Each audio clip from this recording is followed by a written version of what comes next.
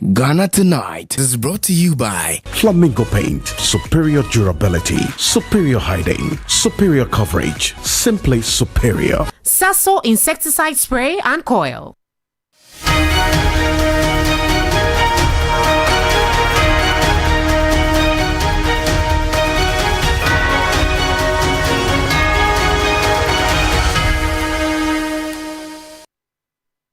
And it's the beginning of another week. Good evening, welcome. This is Ghana Tonight. We're live from Anuisa Abata Desawe Kanda, also live on TV3 Ghana on Facebook and on DSTV channel 279. We're all across the world on 3news.com. I am Alfred Okanse. Tonight, let's get into the matters as have been unfolding today as the energy sector legacy debt, some money paid to independent power producers, significant payments to that effect. Now we're asking how much of a difference will this particular payment make in terms of the debt owed to the energy sector players? Well, the former finance minister says it is just PR, not much of an impact. Stay with us. We'll have a conversation tonight on this matter. Also, the Bank of Ghana governor is pushing for gold board trading reforms, proposing a budget support to sustain the gold reserves program. Well, we'll tell you why he is making this proposal and what the way forward will be. We've received many of you calling us from Teshie, Nungua and its surrounding communities who have been hit by this water crisis. The residents are having to live with this situation for, we understand, almost 2 months. What is the answer to this concern and this situation from the Ghana Water Company Limited?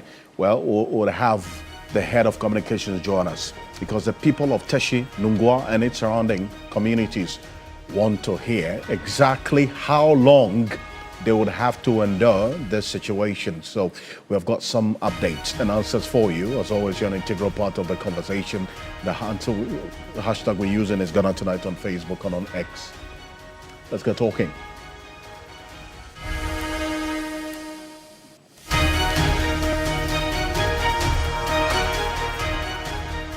Let's settle for Ghana Briefs.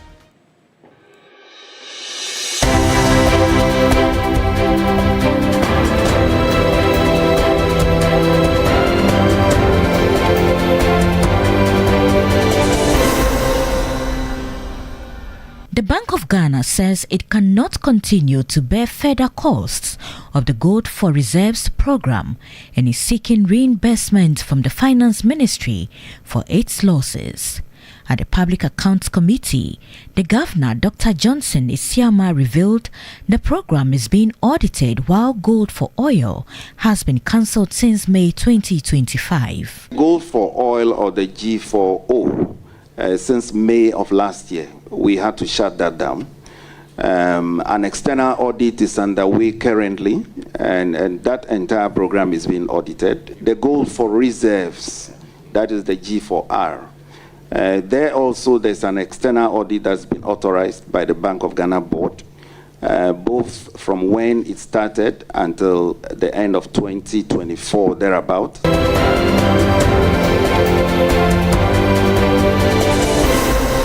The Education Ministry, through the Ghana Tertiary Education Commission, has announced the approved fees and charges for the 2025-2026 academic year, with no increases in the academic facility user fee. This follows widespread public concern after the University of Ghana released a provisional fee schedule indicating increases of about 25%, prompting an immediate intervention by the Education Ministry. Following a stakeholder meeting on January 8, a directive was issued. Dr. Clement Apak is Deputy Minister for Education. As we speak, GTEC has already written to the University of Ghana on the 6 points that we agreed upon. But essentially, the meeting sought to examine the fee increases, which components of the fees were increased, and to look at a fee that would not encumber students. But primarily, most of the increases were not from the university. They were from third-party entities.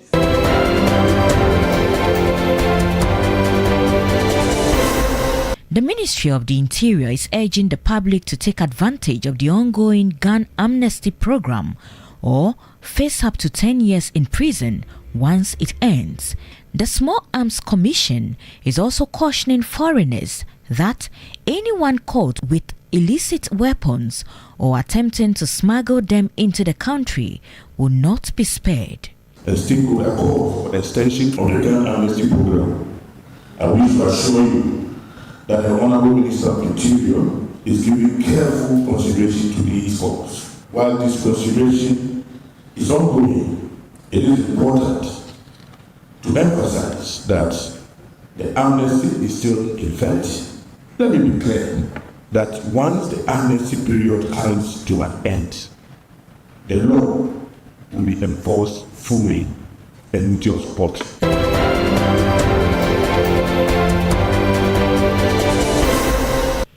The Minister for Health, Kwabena Minta Akando, has directed the management of the Ministry of Health and its agencies to align their programs and operations with the health priorities outlined in the governing National Democratic Congress manifesto. Speaking at an ongoing 2-day management retreat, the minister noted that the manifesto provides a clear framework for key health sector reforms and priority interventions aimed at improving access, coordination and quality of service delivery nationwide. Let me see you owning the provisions in the manifesto, aligning what you are doing to the manifesto. Let's go back. Please, I'm not seeing that clearly. We must align ourselves to the manifesto. Take responsibility. There are some of them one agency cannot. One or two must come together. It's not as though whatever you are presenting is not good. It's fantastic.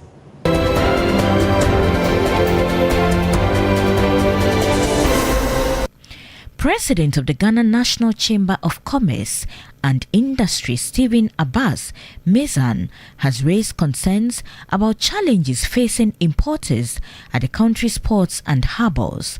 Speaking during a working visit at the Western Regional Coordinating Council, he commended government for maintaining economic stability through strong currency management and controlled inflation. At least we know that the currency, our cedi now is strengthened, our inflation is down, and all of that, which is very good for the consuming public and also for businesses as well.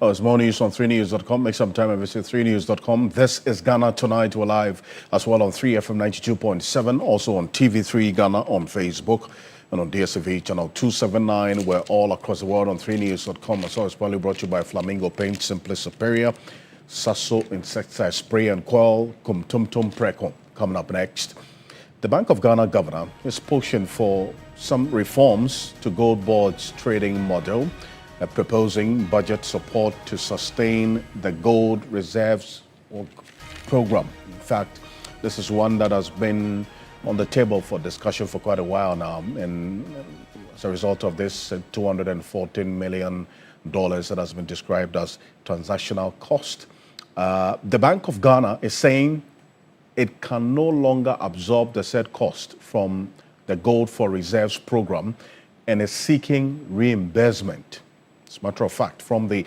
Ministry of Finance for losses incurred.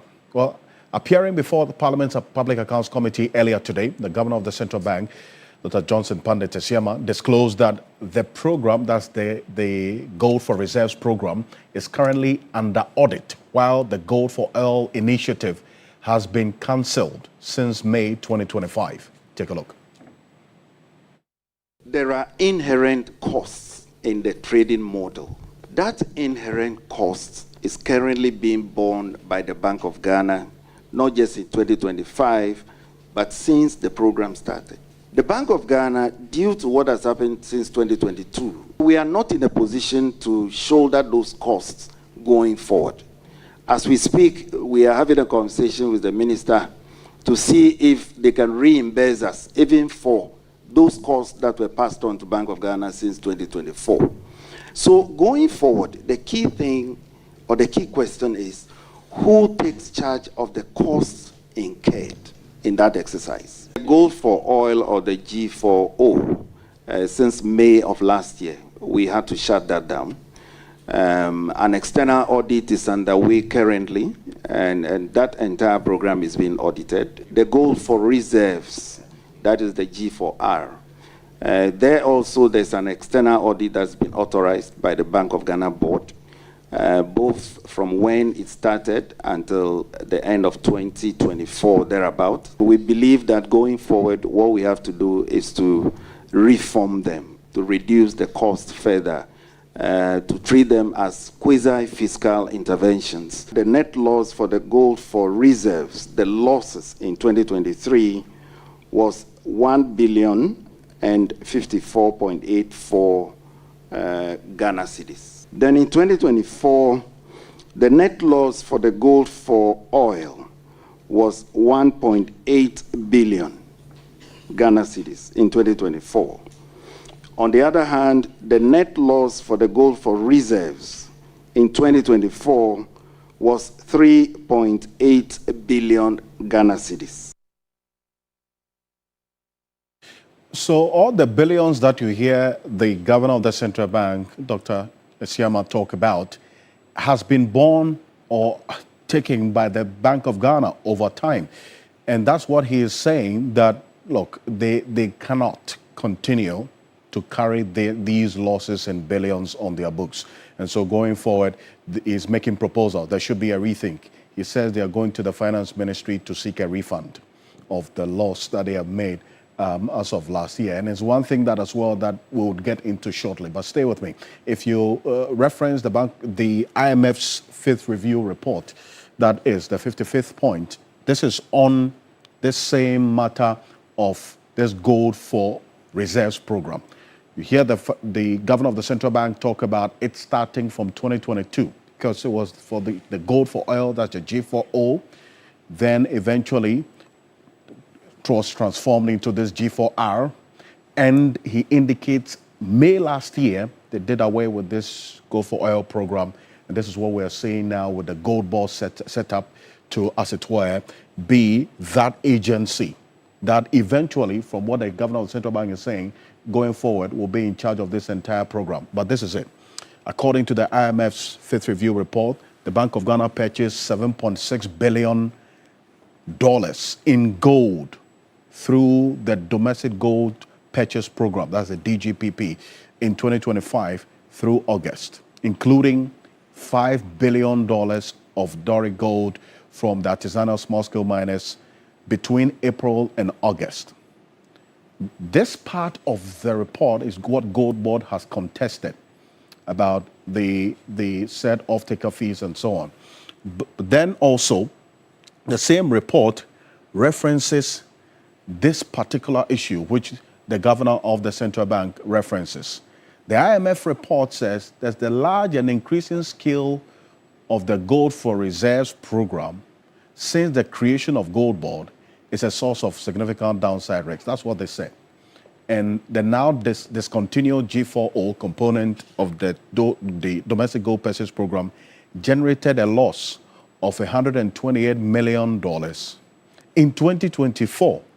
So when we're talking about losses associated with the gold, this entire gold for reserve, gold for oil program, it did not start now. But this metanomics that we've seen, the IMF has been quite clear that it's not something they support in its entirety. So you see in that report, they captured the $128 million that the gold for oil program incurred in 2024. Then 30% of which emanated solely from, that's over 800 million in gold. Then in 2025, they talk about this $214 million, which has become a major reference point for controversy over time. Fundamental question is, what has to be done going forward? This is where the governor of the central bank's proposal comes in. And Joe Jackson is the CEO of Delex Finance and Financial Analyst. Mr. Jackson, thank you for joining us. You heard the governor of the central bank, and what I've just referenced. He says that, well, review the trading module. Don't do away with this policy, because clearly Gold Board has made a difference over the period that they've been in operation. Review the trading module, but I'm going to the finance ministry to seek refund for whatever transactional costs that I've had to incur because of this entire program. Is that in sync with how you see this policy playing out in the future ahead? First of all, it doesn't surprise me. Essentially, what the governor is saying is that the benefit of having increased reserves, which is what is sustaining a lower value of the cedi, goes beyond the trading losses that we may incur. What he's now saying is that if the trading will involve losses, and yet as a country we say that Gold Board is good and increasing reserves is good, then he wants the whole country to bear the cost of, and not just but argument makes sense. If we keep insisting that Gold Board has helped increase our reserves, the trading that is done has helped keep the value of the cedi, and that is a benefit to all of us, then let's pay for it. That's what he's saying. Don't let the central bank, remember that the central bank itself is not in a particularly good financial situation. And so all he's saying is that don't let me bear the brunt of this issue. If it is good for all of us, then let all of us pay for it. I think it is an argument that is worthy of listening to, and it is important that we all debate this, remembering that one of the things that is also important is that let's have transparency. Let's have accountability. Let's know who this money is going to, how our trading losses are occurring, so that when we are bearing the loss as a country, we can have an open, frank discussion as to what these losses mean and where we have to pay for it. But let us not forget, essentially, Gold Board, gold trading allows us to retain the greater value of the cedi in country. That cannot be a bad thing. That's value to what we are doing. But let us do this efficiently. Let us do this transparently. Let us do this with accountability, so that the bill will be easier to bear, if we need to have a bill at all. This cost-sharing proposal that the central bank governor is making is one that you see it reflected in the IMF report as well. I've been spending quite some time combing through the pages of this IMF Fifth Review report, and this is it. Because they say that, one, the reserve accumulation over performance reflects the significant expansion of domestic gold purchase program. And they say it warrants careful management to guard against commodity pricing. And this is the part that sort of corroborates what the concerns of the governor of the central bank is. And this is captured in the IMF report. Losses from the domestic gold purchase program and Gold Board's activities should not be borne by the central bank and transparently brought on budget. Further, the Bank of Ghana should develop a clear and time-bound strategy for scaling down gold purchases. So this is what the IMF report says, Mr. Jackson, and it's reflective of the governor of the central bank's concern, and that's what you see out playing out in them right now, if you check the report. Is this one that you would juxtapose with the IMF's publicly declared position on the metanomics that we're engaged in, using our natural resources, specifically gold, to back our currency, which is working for us, but really not one that they fancy the most. You juxtapose that with the concerns of the central bank. What would your verdict be? The merit in that report, the report has been acknowledged. But hey, why should we stop gold purchases when they have kept the dollar stable and relatively lower than in previous years? I just say that, listen, this is a good thing. Let's do it.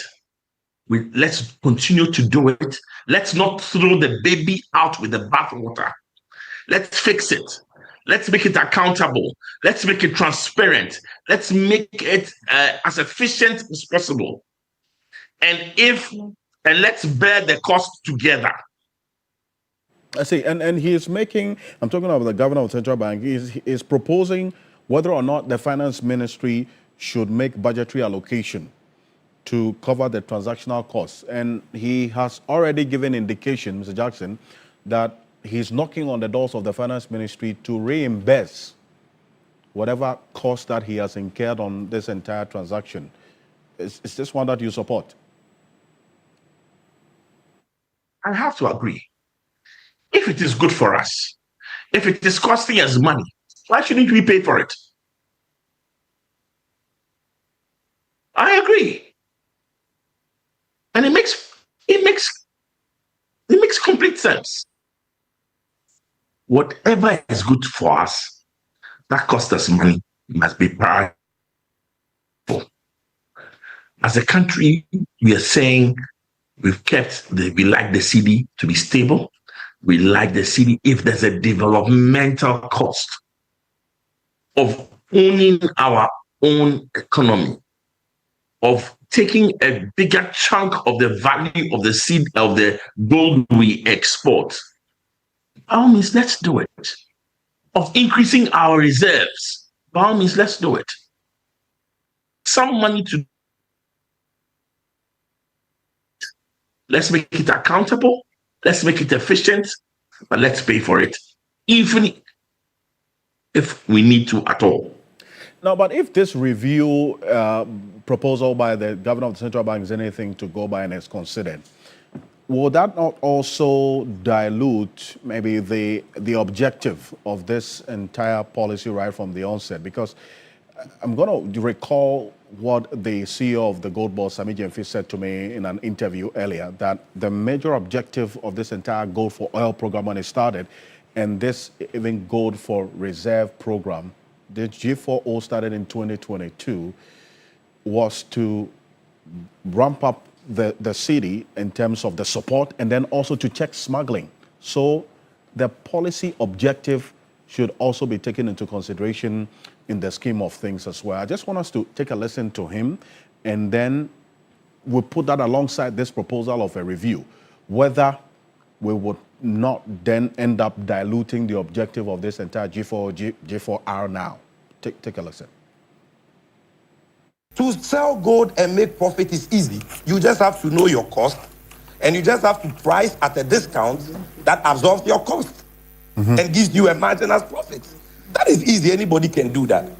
But in 2022, when this program was being launched, the Bank of Ghana knew at the time that gold was already being bought in the open market by all manner of people, mostly foreigners, at the black market rate, the informal exchange rate, retail rate, if I can put it that way, and at the world market price, within a discount range of 1% to 2%.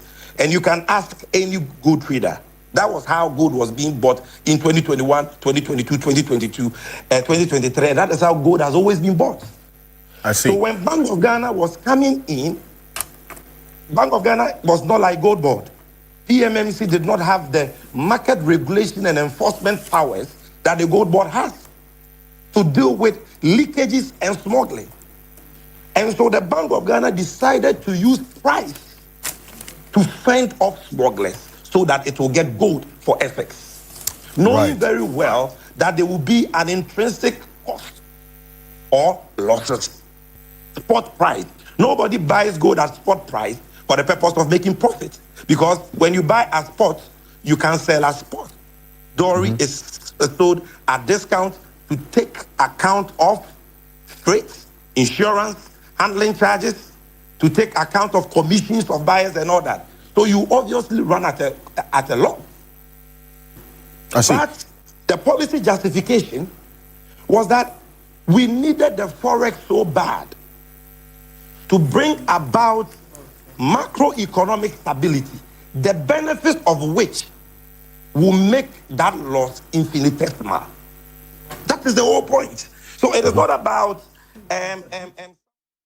Mr. Jackson, you hear him there. The policy objective was to deal with leakages and smuggling with pricing. And the Bank of Ghana knew then very clearly that with this kind of strategy, they were going to make losses. And so now we're going to seek a review of it, because the governor of the central bank says, well, this cannot continue. Review the module that is being pursued right now. But there was an objective: deal with smuggling and then also leakages. Would that not be concerning as well going forward? So, call for review, simply a call for the three things I've talked about: accountability, transparency, and efficiency. And it says, let's review it. If we look at what the trading model, and it meets our objectives that we've outlined, it is also transparent, it is also accountable, it is also efficient, then we pay for it. I think that's as reasonable a demand as the central governor can make. And who has to pay for it? It's the people of Ghana. Who is overseeing the purse of the people of Ghana? The Honorable Minister of Finance, Dr. Tuforson. I'm not saying change the objective. They're saying let it be transparent, let it be accountable, and let it be efficient. The objective is admirable of our small and artisanal miners. Please, let's do so. If it will stop smuggling, let's do so. If it will increase our reserves, let's do so. But I repeat, efficiency, transparency, and accountability should be the watchwords of the decision to finance Right. Dazim, appreciate your time. Thank you so much for joining us. And I'm sure definitely this is a matter that will be rolling out in many ways with this proposal from the governor of the central bank. Joe Jackson is the CEO of Delex Finance. Thank you for joining us here on Ghana Tonight. Coming up next here on Ghana Tonight, we go from gold to matters of water. And water is life. And that's why the growing water crisis in parts of Accra is one of the major concerns for us tonight. How are residents in Teshie, Nungua and its environs coping? And what is the Ghana Water Company Limited doing about this? What's the latest on this matter? And we're tabling this issue for discussion because a number of you residents in these areas reached us this evening and for the most part of yesterday, telling us what you've had to endure over time. And you've had to be grappling with an acute water shortage. I'm talking about resident Teshie, Nungua and its environs for over 5 months. That's what some of you told us. The news team visited the area earlier today. The reports we're gathering is that nurses at some health facilities in the area are forced to carry water from their homes to the hospital in order to work. Take a look. And we'll recall that in a bit, and to give you a clear idea of how things are playing out in this community. And some of you as well, those of you at home, and what you're having to do to have access to potable water. It's a very troubling situation that we're seeing unfold in Teshie, Nungua, and its environs. And we would have to confirm why it's been almost 5 months that some of you in these areas have had to deal with this. Because the last time we got communication from the Ghana Water Company Limited was just a little over a month ago. So how come that this has been the situation for almost 5 months? We'll get clarity shortly. Stanley Mante is head of communications for the Ghana Water Company Limited. Is going to be joining us. We'll have a conversation with him on this.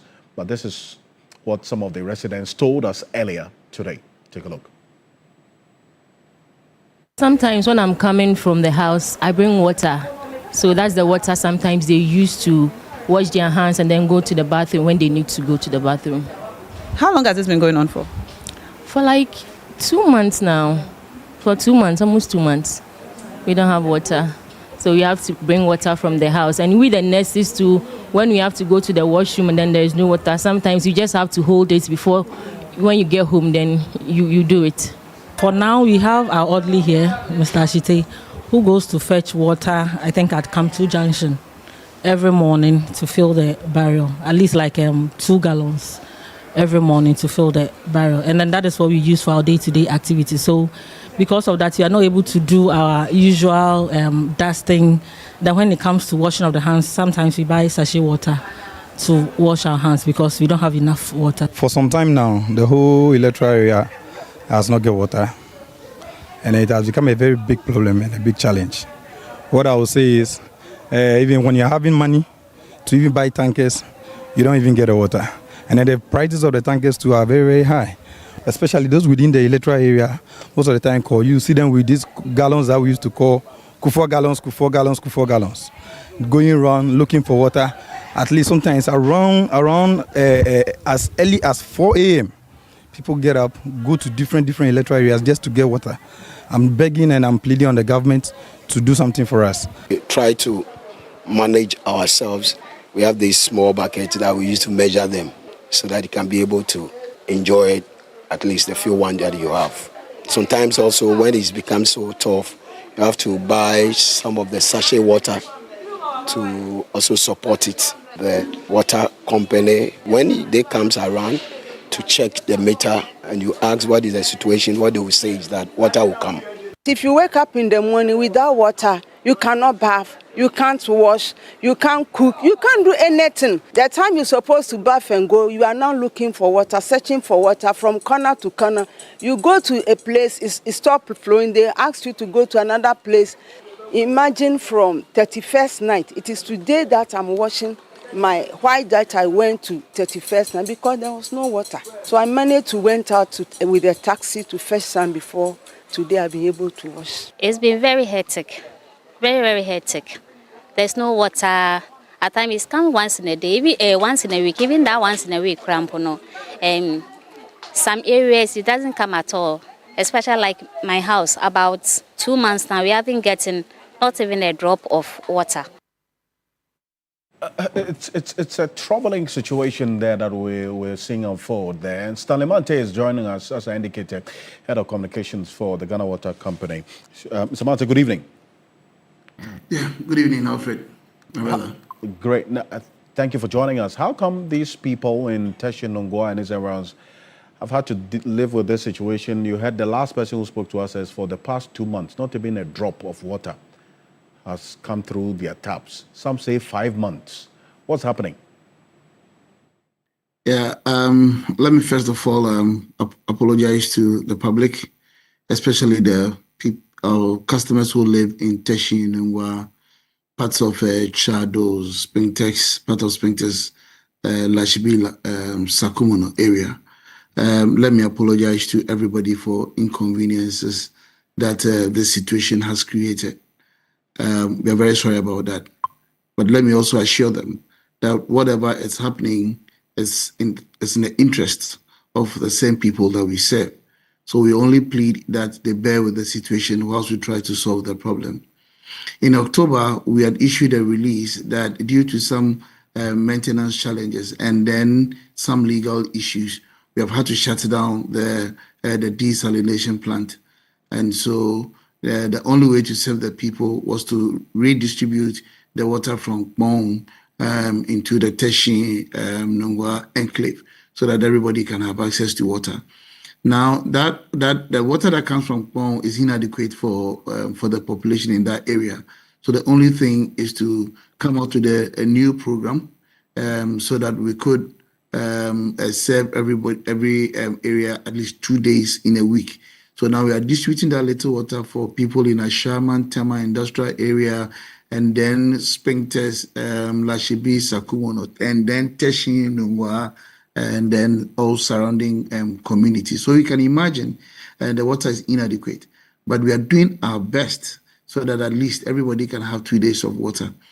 Now, what is happening is that we will have to store water whilst water is flowing, so that in the event where the water isn't flowing, then resort to your storage. We have realized that most people were not storing water because prior to the shutdown of diesel, most people were getting water more than 5 days in a week, and so they were not storing. They didn't have receptacles, or they have never cultivated that culture of storing water. But we are pleading that this must be done, because until we are done with the settlement of the issues with the diesel plant, this situation, I beg your pardon, but we may have to continue with this situation. Now, government has taken a step, into supporting the Ghana Water Company Limited to ensure that the issues of the diesel is settled, and then we'll reverse back to the normal situation, as it were. Like I said, the issues with the diesel plant are two main issues. One, maintenance issues, and then the other, legal. Why maintenance? Maintenance because if we do not maintain the plant to a certain level, we may not be able to get good quality drinking water from the plant. I've always said that we have two standards for the treatment of water, that of the WHO and then that of the Ghana Standards Authority. And then as a company, we also have our standards, which is higher than that of the Ghana Standards Authority, which is also higher than that of the World Health Organization. So that our expectation that the owners of the plant or the operators of the plant will treat water to that level for consumption. Now, if the plant is not maintained effectively, then it means we may not be able to get that quality drinking water, and that is what we insist on. And that is one of the reasons why I say that whatever actions you are taking now is in the interest of the people. The other aspect is the legal issues. Why legal issues? Legal issues because it's a contract between the Ghana Water Limited on one side and then the operators of the plant on one side. Now, in a contract, both parties have obligations, and we are all expected to fulfill our parts of the bargain. Now, there's been some how do I put it? Some of us have defaulted. The default is on whose part? Is it you? I think I won't share the blame now, and I don't think I'm in the position to say that it is the fault of any of the parties. But then there's a default on both parties, and then we are trying to resolve them.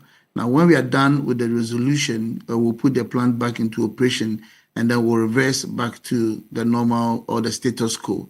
So I apologize again to the people who are affected. Alfred, I come from Teshi, and then I live within the community as well. That's actually why you are living the realities of the people that we just spoke to. You live in this community. You also maybe you have some reservoirs or you've stored water, which is fine. But then again, when was this Teshi desalination plant shut down? We shut it down in October. And you recall that in October, when we prior to the shutdown, we had issued a release to that effect.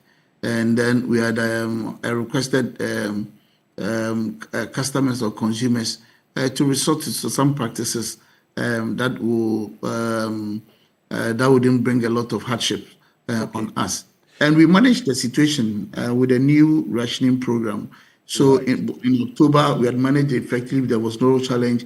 In November, we had done so. Even in December, it is only in the latter part of December especially during the Yuletide, the festivities, where I'm sure because a lot of people were at home, consumption went high, demand went extremely high, and then that created the imbalance. But we are doing everything within our means to put it back into equilibrium, so that at least we all can manage with the situation and sail through it. And like I said initially, government now has gotten involved, and they are going to support us and ensure that the impasse is resolved as early as practicable, so that within the shortest time possible, we'll put the plant back into operation. You indicated earlier that you had an arrangement where water flows twice a week. I've got a number of people who are watching us right now in this community posting on Facebook, sending direct messages that for the past almost 2 months, not even a drop of water has flowed through their taps. So they don't know where this report is coming from, that even with this shutdown of the plant, there's an arrangement for water to flow 2 weeks. It's not happening. That's the reality they are talking about now. Yeah, Alfred, I wouldn't challenge or deny that assertion, but definitely, and we are aware that there are certain areas by virtue of their location find it difficult to get enough water or to get high pressures to fill their receptacles. So I wouldn't say that is not true, because we are aware that this is what is happening. We've also asked that within the communities, they feed us back with information.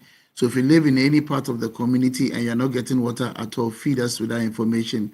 We'll move into the area and see how best we can solve your problem. We've had such requests, several of them. We've done everything possible to ensure that at least we are able to get some water into the area. So let me plead with everybody and also request from everybody that if you live in a community where water is not flowing at all or pressures are low, please call our call center or go to the district office and then report your situation. We'll come into the area so that whilst water is flowing, we see how we can solve, we can rectify the situation. Well, this area we're showing you is from the Agblizan, you know the Agblizan area? Yes, I know Agblizan very well. Like I keep saying, I come from precisely. So all these areas these are the places we visited, and they're all part of the reality that we're talking about right now. So you talked about those living in these areas who are not having water for the past 2 months should reach you. I'm just giving you an idea of where we are getting the messages from, and some part of the Spintex Road as well, we're told. And so is there any arrangement? Is there any? There was a time that you had this arrangement of these tankers going into communities to provide water for them. Are you thinking about doing that while you solve your problems? Yes, Alfred, that's exactly what we are doing. We are being supported by National Security and NADMO with the intervention tankers to send water into these communities. But you bear with me that the tankers are woefully inadequate to supply water to the people. So the impact is not actually being felt, but at least that is happening.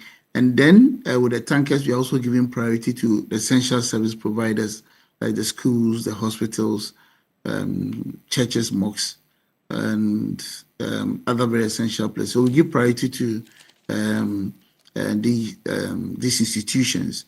And so that is how we are managing it. We understand that it's a tough situation. And I'm always within the community. I'm always with the people trying to solve the challenges. So I know what is going on. And that is why I keep apologizing for the inconveniences that the situation has created. I see. We're getting messages as well from Tweebleo and Adogono, all these places as well. But so you deal with that. Yeah. So since you said that if those who are not getting water who haven't gotten water for the past 2 months should reach out to you. So I think that's why they are all sending in. So you have an idea of where these places that have not had water for 2 months flow through their taps really are. So you have 3 of them at least. That should give you an idea of how far this has been. But we're getting messages from people outside of Accra as well. Sylvia, who's watching us on Facebook, says, Ghana Water Company in Ketu South has stopped supplying residents with water since 2020. They always say there's a problem they are fixing, so we should bear with them. But still, the situation is worse in Agbozome and its environs because they can't even get clean water in their wells. Are you aware of this? Yes, we are aware of the Ketu situation, and as a result of the frequent cave-in of our boreholes that we use in that area, Agbozome, and then some surrounding communities are also facing similar challenges. We are aware. You know, we are building a new treatment plant in that area. And so when that is completed, extensive extension of pipelines into all these communities. And when we are done with that project, their problems will be solved. But with the Ketu situation is because of the nature of the soil. So anytime we drill a borehole, it caves in and then the pumps are buried and it's creating a lot of challenges. And that is the situation. But we are doing everything possible to ensure that we are able to complete the treatment plant as early as practicable, and then we can supply them with the people. But we have laid pipelines already. We are just we are only waiting for the treatment plant to be completed. So when will this be? Do you have timelines for this situation in Ketu? Because of the IMF conditionalities, there was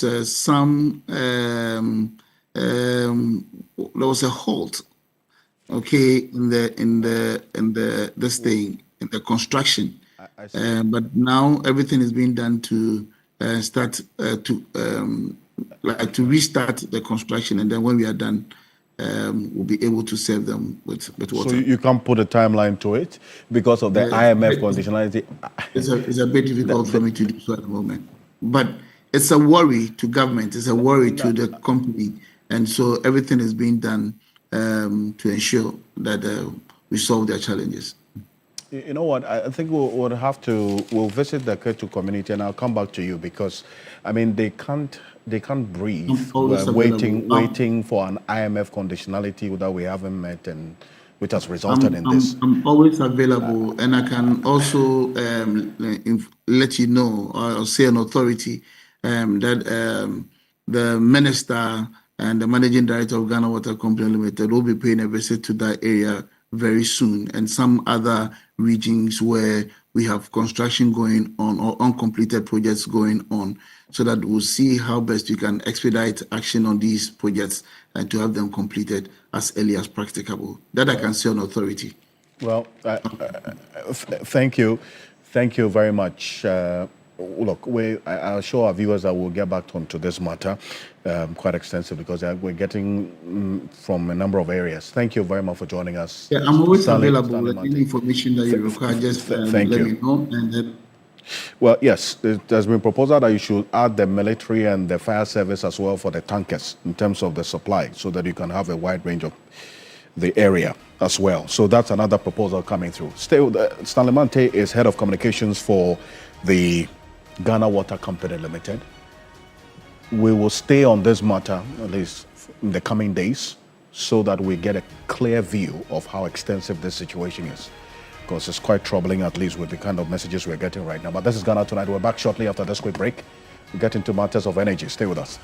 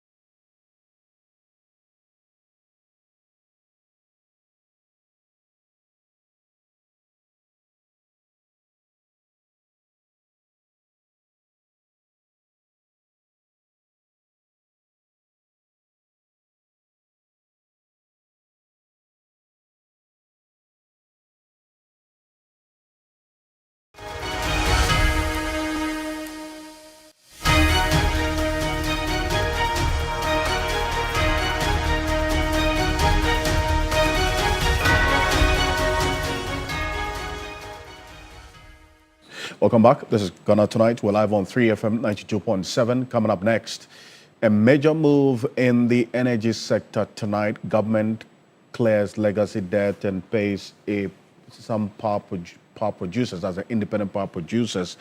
And the fundamental question is exactly how much is left on the books and how significant is this particular development, as we are seeing now from the Finance Ministry earlier reports that was put out. And this is it. The independent power producers also put out a statement corroborating what the Finance Ministry put out earlier. Substantial portion of their legacy arrears have been paid by government. And this is it. They say they remain confident that the collaboration or the collaborative spirit demonstrated in the resolution of these legacy arrears will continue to guide the government or the government IPG partnership towards a future of energy sustainability, financial discipline, and shared prosperity for the people of Ghana. And then also, this $1.7 billion is what has been paid. And we see the breakdown of it, the World Bank risk guarantee as well, $597.5 million. And then we see the IPPs also taking up the rest. And Ben Boakye is Executive Director of the Africa Center for Energy Policy. ACEP is joining us right now. Mr. Boakye, good evening. Thank you for joining us. I mean, how significant is this particular development? The former Finance Minister, Dr. Mohamed Amin Adam, says there's too much publicity about this. This is not the first time we're seeing this happen. But how significant is this? I think that is a significant amount of our debt paid down. And in fact, that actually speaks to the commitment of government to actually address the debt situation in the and also ensure that we can sustainably keep the light on and also remain credible in the eyes of our contractors or companies who have invested in the energy sector for us. So I think it's significant, over 1.4 billion in just one single year. It's quite commendable. The downside is that, I mean, this is money that could have gone into building infrastructure and developing the country by simply being used to actually pay debt. And that is where sustainability of these interventions actually come in. How do we ensure that down the lane, we don't come back to this cycle where we're committing so much of our resources to debt payment, but actually investing that into development. So I think that is really where the problem is. But recognizing that you owe and you have to pay, for me, is really, really important. And the government has been committed to dealing with that. I mean, if you break it down and look at the three components that were spelled out. So you had debt to IPPs that had been paid, and then you also had gas payments, which had been outstanding. I mean, what was even significant is that of the World Bank guarantees, which is about $500 million. And that guarantee was put in place to ensure that Ghana pays for the over $7 billion investment that was made by ENI and its partners. So World Bank intervened to allow that investment to happen. And at all times, there's supposed to be that credit standing with Standard Chartered Bank of over $500 million. If we draw down the entire amount, in fact, about $400 million, the agreement is that if you draw down about $400 million, it's supposed to trigger a World Bank guarantee for World Bank to replenish the LCs with, Standard Chartered Bank. We were playing, games at some point where we had drawn to about $400 million. We were always keeping it close to that mark so we don't trigger the World Bank guarantee. Eventually, we exceeded the threshold, but strangely, I mean, maybe the World Bank was just being magnanimous. They didn't trigger the release of the guarantee to actually pay Standard. what I saw was that the government at the time had recognized that if you were taking on those LCs, which had very low interest rate of about 4%, it was cheaper to treat it as debt rather than paying it off. So you draw down in a year, you have a year to pay and pay an interest of about 4%. So government saw it as a cheaper debt than actually going to the market to go borrow, pay debt or any other means. So it became like a fiscal strategy where you're keeping a debt that is cheaper and perhaps paying your expensive debt.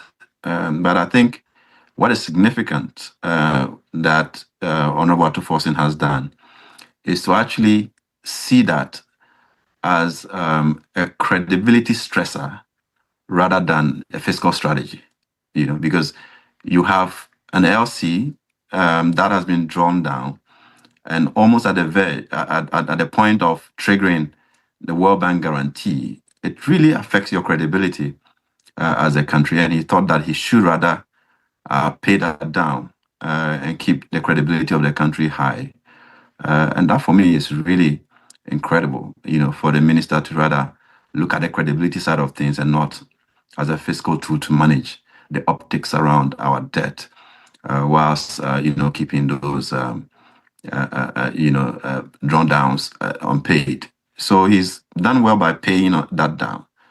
On the IPP side of things also, at some point in the year, they brought us in to help negotiate with the IPPs. And he was firm that the IPPs have to come and engage my committee to actually resolve the outstanding debt issues, which at the time was also around $1.4 billion.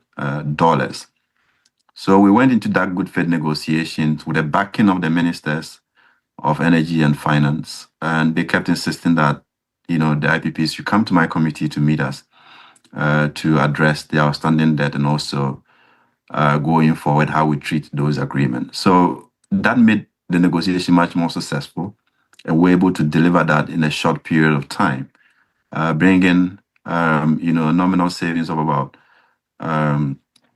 $245.7 million, and then also on the contracts itself, within the next 15 to 20 years, we made a savings close to $7 billion, dollars on the existing contracts. And that for me was just the service we could do. But the most significant part was how do we stay with the agreed and negotiated terms? And the minister has been committed to actually, paying what we have actually negotiated. And I thank you, Mr. Boakye, for bringing some more perspective to this matter, especially because of the committee that you referenced that you served on that worked on this matter, as this particular issue, and then the savings as well in that regard. Thank you. Ben Boakye is CEO of Africa Center for Energy Policy, Executive Director. Thank you for joining us. But these are the independent power generators that also were paid. Car Powership Ghana Company Limited, $120 million. Sen Power Generation Company Limited, almost $60 million. Twin City Energy, that's Amandi, almost $38 million. Eli Power Limited, $42 million. BXC Company Limited, $10.56 million. And Mi Energy Technology, a little over $8 million. You have Southern Asogli Ghana Limited, $54 million. AXA Energy Limited, $30 million. Senate Energy, $30 million. That makes up for the $392.8 million and over. And that is what Ben Boakye was referencing. They had to negotiate with these IPPs as well. There's more of this on 3news.com. I want to say thank you so much to you for staying with us here on Ghana Tonight. We're back again tomorrow for another conversation. I'm Alfred Okonse. Have a good night. Ghana Tonight is brought to you by